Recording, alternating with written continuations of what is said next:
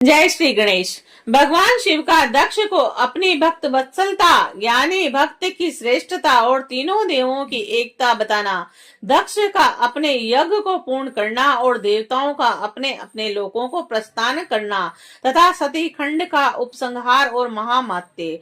ब्रह्मा जी बोले, हे नारद, इस प्रकार रमापति विष्णु मेरे देवताओं, ऋषियों तथा अन्य लोगों के द्वारा स्तुति करने पर महादेव जी बड़े प्रसन्न हुए और तब शंभु कृपा दृष्टि से सभी ऋषियों एवं देवताओं को देखकर तथा मुझ ब्रह्मा और विष्णु का समाधान करके दक्ष से इस प्रकार कहने लगे। महादेव बोले, हे प्रजापति दक्ष, मैं जो कुछ कह रहा हूँ सुनिए। मैं प्रसन्न हूँ, यद्यपि मैं सबका ईश्वर हूँ, मैं स्वतंत्र हूँ, फिर भी सदा भक्तों के अधीन रहता हूँ। 4 प्रकार के पुण्य आत्मा मेरा भजन करते हैं। हे दक्ष, हे प्रजापति, उनमें पूर्व की अपेक्षा उत्तरोत्तर श्रेष्ठ है।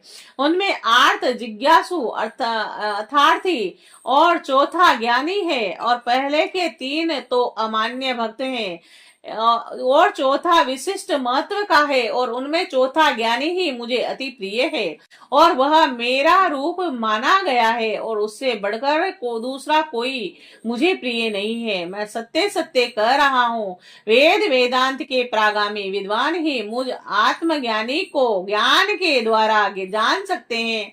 अल्प बुद्धि वाले ही ज्ञान के बिना मुझे प्राप्त करने का प्रयत्न करते हैं। कर्म के वशीभूत मूढ़ मानव न वेदों से, न यज्ञों से, न दानों से, न तपस्या से मुझे पा सकते हैं। आप केवल कर्म के द्वारा ही इस संसार को पार करना चाहते हैं और इसीलिए रुष्ट होकर मेरे इस यज्ञ का विनाश किया। हे दक्ष, आज से आप बुद्धि के द्वारा मुझे परम परमेश्वर मानकर ज्ञान का आश्रय लेते हुए सावधान होकर कर्म कीजिए।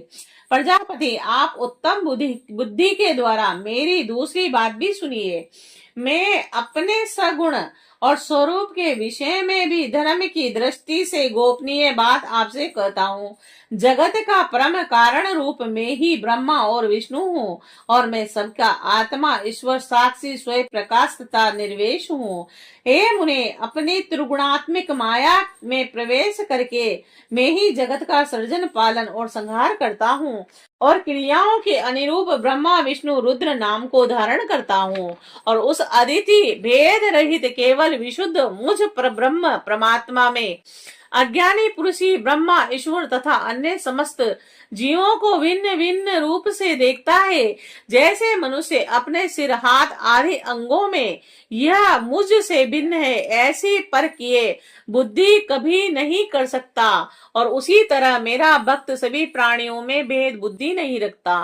हे दक्ष, सभी भूतों के आत्म स्वरूप तथा एक ही भाव वाले ब्रह्मा, विष्णु और मुझ शिव, इन तीनों देवताओं में जो भेद नहीं देखता वही शांति प्राप्त करता है।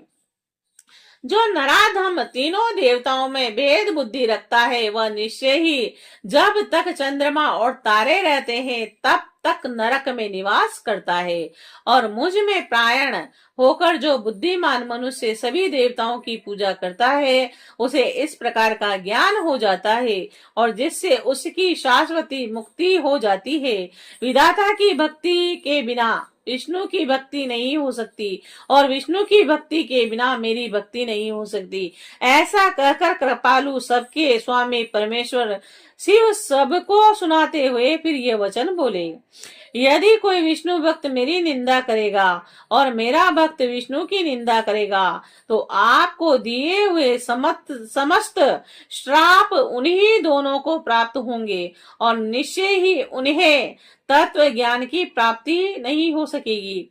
ब्रह्मा जी बोले, हे मुने, भगवान महेश्वर के इस सुख को वचन को सुनकर वहां उपस्थित सभी देवता, मुनि आदि अत्यंत हर्षित हुए और शिव को अखिलेश्वर मान के दक्ष कुटुंब सहित प्रसन्नता पूर्वक शिव भक्ति में तत्पर हो गए और वे देवता आदि भी शिव भक्ति प्रायण हो गए और जिसने जिस प्रकार परमात्मा शंभु की स्तुति की थी उसे उसी प्रकार संतुष्टि चित्त हुए शिव शंभु ने वर दिया। हे मुनि, उसके बाद भगवान शिव की आज्ञा पाकर प्रसन्न चित्त हुए शिव भक्त दक्ष ने शिव जी की कृपा से यज्ञ को पूरा किया।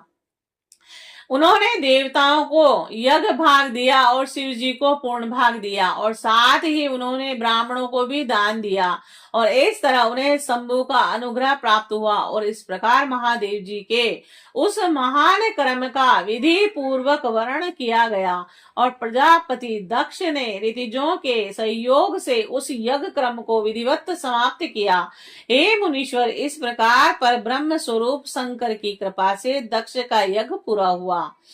तद अंतर सब देवता और ऋषि संतुष्ट होकर भगवान शिव के यश का वर्णन करते हुए अपने अपने स्थान को चले गए और दूसरे लोग भी उस समय वहां से सुख पूर्वक चले गए। मैं और भगवान विष्णु भी अत्यंत प्रसन्न हो भगवान सदाशिव के सर्व मंगलदायक सुयश का निरंतर गान करते हुए अपने अपने स्थान को सानंद चले गए। और सत्पुरुषों को आश्रय देने वाले महादेव जी भी दक्ष से प्रीति पूर्वक सम्मानित हो प्रसन्नता के साथ गणों सहित अपने स्थान निवास कैलाश पर्वत पर चले गए। और अपने पर्वत पर आकर शंभु ने अपनी प्रिया सती का स्मरण किया और प्रधान गणों से वह कथा कही। और विज्ञान में भगवान शंकर ने लौकिक गति का अवलंबन बनकर अपने सकाम भाव को प्रकट करते हुए तथा सती चरित्र वर्णन करते हुए बहुत समय व्यतीत किया। हे मुनि, हे सज्जनों की शरणदाता, सबके स्वामी, अनीति न करने वाले तथा पर ब्रह्म हैं, उन्हें मोह शोक अथवा अन्य विकार कहाँ से हो सकता है। जब मैं और विष्णु भी उनके भेद को कभी नहीं जान पाए तो अन्य देवता, मुनि, मनुष्य आदि तथा योगी जन की तो बात ही क्या है। भगवान शंकर की महिमा अनंत है और जिसे बड़े बड़े विद्वान भी जानने में असमर्थ हैं, किंतु भक्त लोग उनकी कृपा से बिना श्रम के ही उत्तम भक्ति के द्वारा उसे जान लेते हैं। परमात्मा शिव में एक भी विकार नहीं है, किंतु लोक प्रायण वे सद्गुण रूप धारण कर अपना चरित्र लोगों को दिखाते हैं। हे मुने, जिसे पढ़कर और सुनकर सभी लोगों में बुद्धिमान वह व्यक्ति इस लोक में उत्तम सुख एवं अनंत में दिव्य सदगति प्राप्त कर लेता है। इस प्रकार दक्ष कन्या सती यज्ञ में अपने शरीर को त्याग कर फिर हिमालय की पत्नी मेनका के गर्भ से उत्पन्न हुई, यह बात प्रसिद्ध है। तत्पश्चात वहां तपस्या करके गौरी शिवा ने भगवान शिव का पति रूप में वर्ण किया और वह उनकी वाम अर्धांगिनी होकर अद्भुत लीलाएं करने लगी। हे नारद, इस प्रकार मैंने आपसे सती के परम अद्भुत चरित्र का वर्णन किया, जो भोग मोक्ष को देने वाला, दिव्य तथा संपूर्ण कामनाओं को पूर्ण करने वाला है। यह आख्यान कालुष रहित, पवित्र, दूसरों को पवित्र करने वाला, स्वर्ग की प्राप्ति कराने वाला और पुत्र पौत्र रूप फल प्रदान करने वाला है। हे तात, जो भक्तिमान पुरुष भक्ति भाव से इसे सुनता है और अन्य मनुष्यों को सुनाता है, वह इस लोक में संपूर्ण कर्मों का फल पाकर परलोक में परम गति प्राप्त करता है। जो इस शुभ आख्यान को पढ़ता है अथवा पढ़ाता है, वह भी समस्त सुखों का उपभोग करके अंत में मोक्ष को प्राप्त करता है।